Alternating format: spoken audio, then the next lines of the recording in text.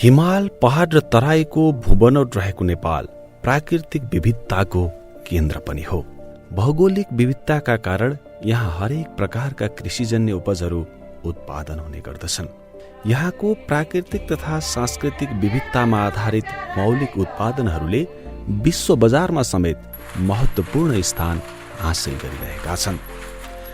नेपालमा उत्पादन हुने कृषिजन्य र औद्योगिक उत्पादनहरूलाई अन्तर्राष्ट्रिय बजारसम्म पुर्याउन नेपाल सरकार उद्योग वाणिज्य तथा आपूर्ति मन्त्रालय अन्तर्गत रहेको व्यापार तथा निकासी प्रवर्धन केन्द्रले योजनाबद्ध क्रियाकलापहरू गर्दै आएको छ। सन् 1970 को दशकको पूर्वार्धबाटै निकासी प्रवर्धनलाई संगठित रूपमा अगाडि बढाउँदै आएको केन्द्रले नेपालबाट निकासी हुने हरेक वस्तुहरूको प्रवर्धनमा जोड दिँदै आएको छ। विशेष गरी व्यापार तथा निकासी प्रवर्धन केन्द्रले नेपाल व्यापार रणनीति सन् 2016 ले निर्दिष्ट गरेका उत्पादनहरूको निकासी वृद्धिमा बढी जोड दिने गरेको छ। नेपाल व्यापार रणनीति 2016 अर्थात् एनटीआईएस अन्तर्गतका अदुवा, अलैची, औषधिजन्य जडीबुटी तथा सुगन्धित वनस्पति र औद्योगिक उत्पादनतर्फका कपडा तथा धागो, गलैँचा, च्याङ्ग्रा पस्मिना, फुटवेयर र छाला जस्ता वस्तुहरूको निर्यातका लागि व्यापार तथा निकासी प्रवर्धन केन्द्रले राष्ट्रिय तथा अन्तर्राष्ट्रिय रूपमा विभिन्न गतिविधिहरू गरिरहेको छ। सन् 2002 बाट व्यावसायिक रूपमा निर्यात गर्न थालिएको अदुवा नेपालका पहाडी तथा तराईका जिल्लाहरूमा उत्पादन हुने गर्दछ। नेपालका इलाम, पाँचथर, तेह्रथुम, धनकुटा, सिन्धुली, उदयपुर, खोटाङ, झापा, नवलपरासी, धादिङ, पाल्पा, दाङ र कैलाली लगायतका जिल्लाहरूमा करिब 22,600 हेक्टरमा अदुवा खेती हुँदै आएको छ। छिमेकी मुलुक भारत र बङ्गलादेशमा बढी निर्यात हुँदै आएको अदुवाबाट मसला, सुठो, सेन्ट, केन्डी, स्याम्पू लगायतका सामग्रीहरू निर्माण गरिन्छन्। विषादी प्रयोग नगरिएको तथा गुणस्तरीय भएका कारण नेपाली अदुवाको अन्तर्राष्ट्रिय बजारमा उच्च माग रहँदै आएको छ। नेपालका 40 भन्दा बढी पहाडी जिल्लाहरूमा उत्पादन हुने अलैची, मसला, बिस्कुट, बेकरी, सुगन्धित तेल, मदिरा लगायतका उत्पादनहरूमा प्रयोग हुने गर्दछ।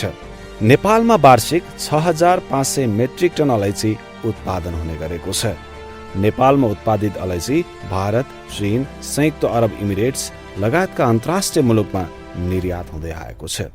12,600 हेक्टरमा खेती गरिँदै आएको नेपाली अलैचीलाई विश्व बजारमा सबैभन्दा उत्कृष्ट अलैचीको रूपमा लिइन्छ। सन् 1960 को दशकबाट व्यावसायिक चिया खेती सुरु गरिएको नेपालमा अर्थोडक्स र सीटीसी चिया उत्पादन हुँदै आएको छ।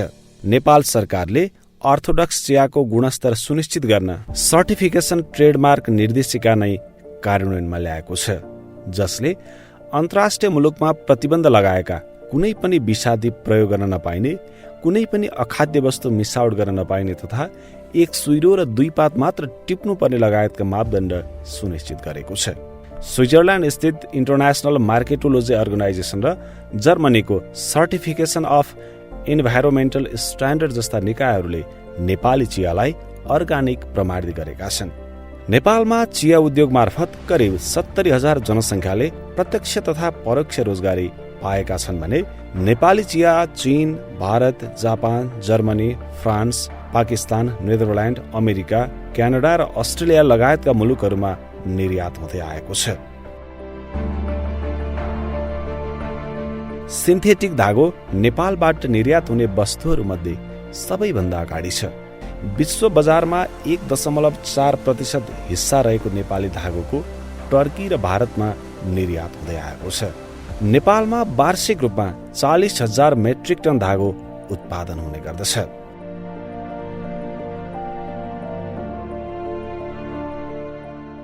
नेपालबाट निर्यात हुने हस्तकलाका सामग्रीहरूमध्ये नेपाली गलैँचाको ऐतिहासिक पृष्ठभूमि छ।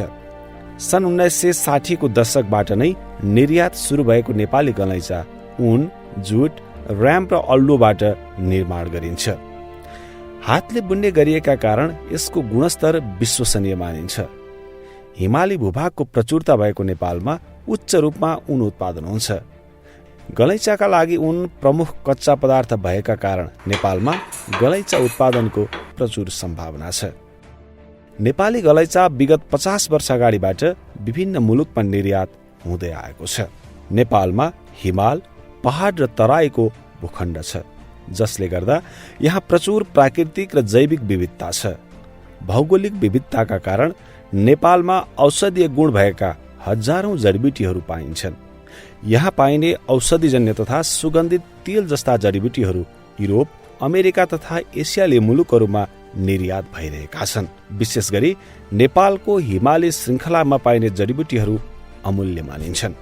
नेपाल सरकारले निकासी बढाउन 3% अनुदान दिने व्यवस्था गरेको फुटवेयर नेपालको आशा लाग्दो निर्यातमुखी उद्योग बन्दै गएको छ। पार्टीवेयर, क्याजुअल, स्पोर्ट्स सुज र स्कुल तथा कलेज लगायतका नेपाली जुत्ताहरू विशेष गरी छिमेकी मुलुक भारतमा निर्यात हुने गरेका छन्। जुत्ता उद्योग सँगसँगै छालाका ज्याकेट, पर्स, ब्याग, बेल र उनीका चप्पलहरू पनि निर्यात भइरहेका छन्।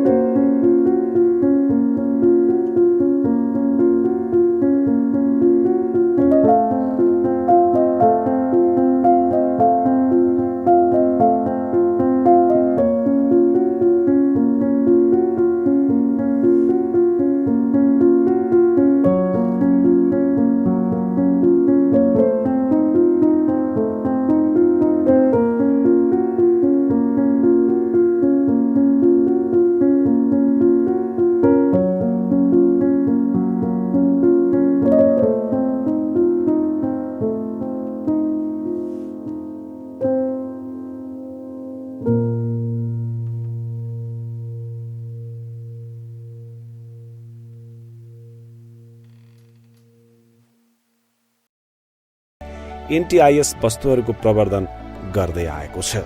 व्यापार तथा निकासी प्रवर्धन केन्द्रले नेपाली उत्पादनहरूको निर्यातका लागि अन्तर्राष्ट्रिय बजारहरूको पहिचान, नीतिगत उल्झनहरूको समाधान तथा अन्तर्राष्ट्रिय संस्था र व्यवसायहरूसम्म पहुँच विस्तारलाई उच्च प्राथमिकतामा राखेर काम गरिरहेको छ। तर निर्यात वृद्धि एक पक्षवा क्षेत्रको प्रयत्नले मात्र सम्भव हुने विषय होइन।